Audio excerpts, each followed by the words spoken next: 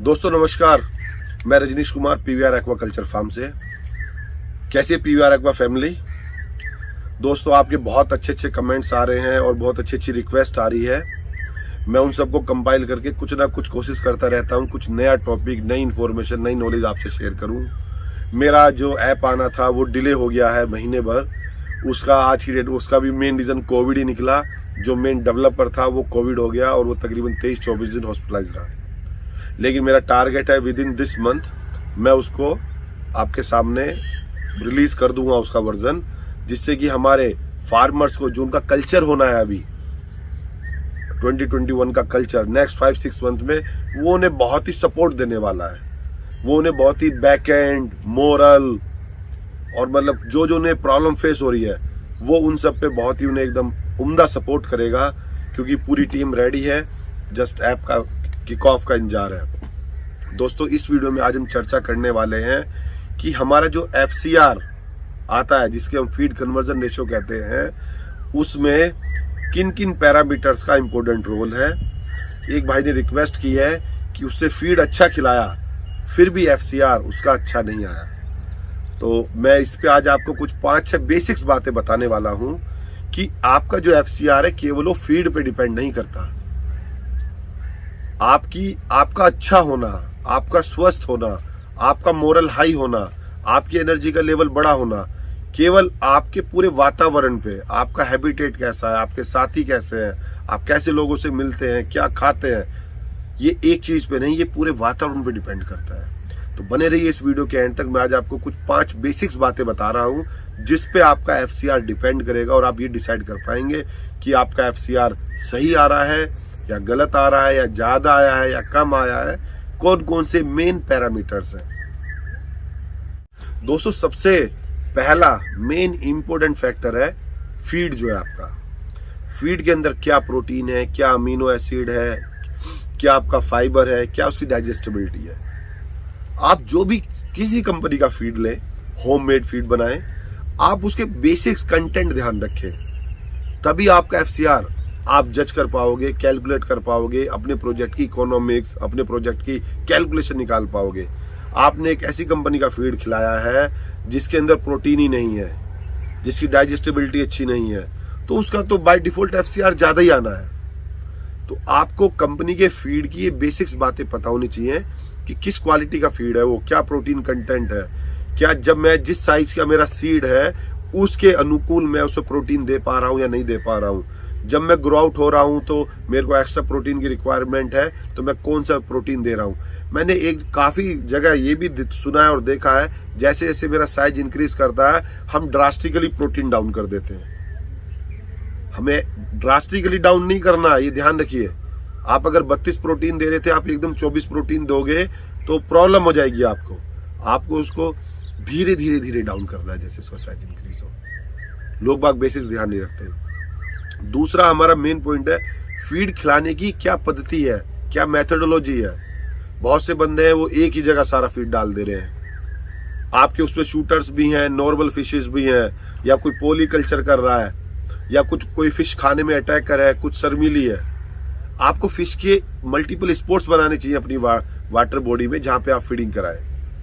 पहले फीड की क्वालिटी, फिर फीड की वितरण की पद्धति। हमें यह भी देखना होगा कि आप ऐसा तो नहीं है आपने एक जगह ही डाल दिया, या आपने क्या कि आपने इतनी जगह मल्टीपल स्पॉट्स बना दिए हैं, मछली मूवमेंट ही कर रही है। तो आपको अपनी वाटर बॉडी के हिसाब से एप्रोप्रिएट लोकेशंस बनाने हैं। तीसरा सबसे मेन इंपॉर्टेंट जो FCR पे डिपेंड करता है वो वाटर क्वालिटी मैनेजमेंट। हाँ, उस मछली का हैबिटेट पानी है और पानी में हमें यह देखना है कि उसके सारे पैरामीटर्स मैनेज हो रहे हैं, वो आप रेगुलर चेक कर रहे हैं, नहीं कर रहे हैं। ऐसा तो नहीं है आपने खाना बहुत अच्छा दिया है, अच्छी तरह से आप खाना खिला भी रहे हैं और पानी में अमोनिया बहुत ही हाई शूट है। आप खाना खिलाते रहिए, मछली खाएंगी नहीं, वो स्ट्रेस में रहेंगी। खा भी लिया तो वो 100% आपका एक्सक्रीटा पोटी।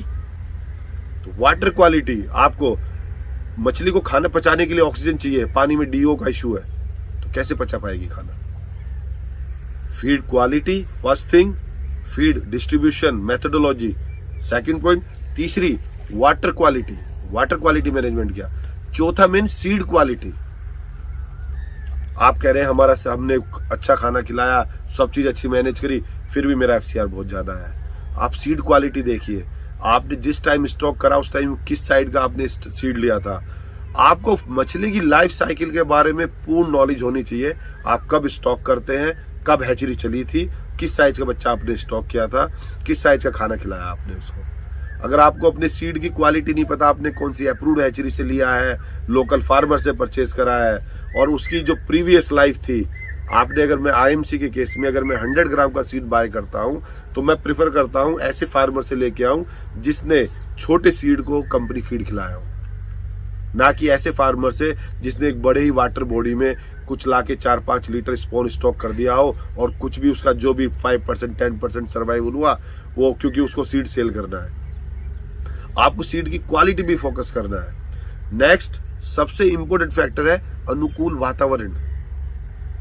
आप किस टाइम खाना खिला रहे हैं, आप मछलियों का पालन अपने वातावरण के हिसाब से कर रहे हैं, नहीं कर रहे हैं। आपने अच्छा खाना खिलाया, अच्छा सीड क्वालिटी लेके आए, लेकिन अगर आपने वो ऐसे टाइम स्टॉक किया जिस टाइम उसको खाना इनटेक नहीं करना है, आप सोच रहे हैं कि अक्टूबर में आप सीड स्टॉक कर देंगे और दिसंबर में आपका सीड आपका एनफ वेट गेन कर लेगा।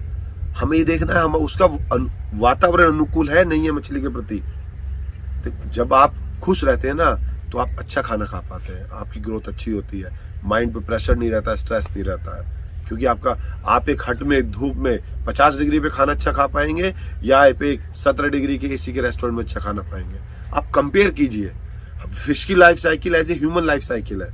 आप अगर ये दोनों कंपेयर करेंगे तो आप बिलीव कीजिए आपकी फिश ऑटोमेटिक ग्रो करेगी। आप पानी पाल रहे, मछली तो अपने आप पलेगी।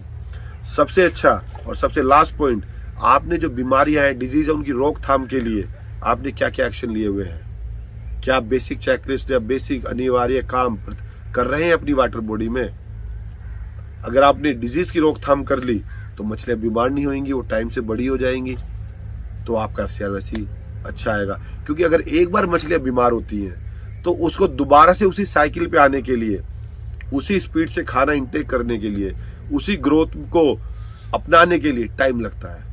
जब टाइम लगता है तो आपके टाइम के साथ साथ FCR पे भी इम्पैक्ट होता है। तो दोस्तों मैं रिपीट करूंगा, बेसिक 6 बातें आप ध्यान रखें तो अपने FCR को माइंड में रखने के लिए, क्योंकि बहुत सारे लोगों की ये मैंने देखा कमेंट भी आए हैं कि हमारा FCR बहुत बढ़ गया है, हमारा FCR 2.5 या 2 या 1.9 आ गया है। आप ये देखिए आप कौन सी कंपनी का खाना खिला रहे हैं, किस पद्धति से खिला रहे हैं, क्या सीड की आपकी क्वालिटी थी, पानी के पैरामीटर आपने क्या मेंटेन रखे हैं, आपने डिजीज का रोकथाम करा है नहीं करा है। आप ये बेसिक्स काम कीजिए। एक्वा कल्चर को आप ऐसा समझिए कि आपका पैशन बन गया है। सर आपके वर्किंग कैपिटल का 50% रिटर्न ऑन इन्वेस्टमेंट है उसमें, तो आप फोकस करेंगे तभी उसमें सक्सेस हो पाएंगे। दोस्तों अगर आपको कोई भी नया टॉपिक चाहिए आप कमेंट में लिखिए, मैं उसको कंपाइल करके फिर उसे कमिंग वीक्स में आपके सामने रखूंगा। बने रहिए अपने PVR एक्वा यूट्यूब चैनल पर और ज़्यादा से ज़्यादा दोस्तों को अपने जो फिश फार्मिंग कर रहे हैं आपको अपने बेसिक्स वीडियो शेयर कीजिए कि जो वो मिस्टेक्स कर रहे हैं वो मिस्टेक्स ना करें। धन्यवाद।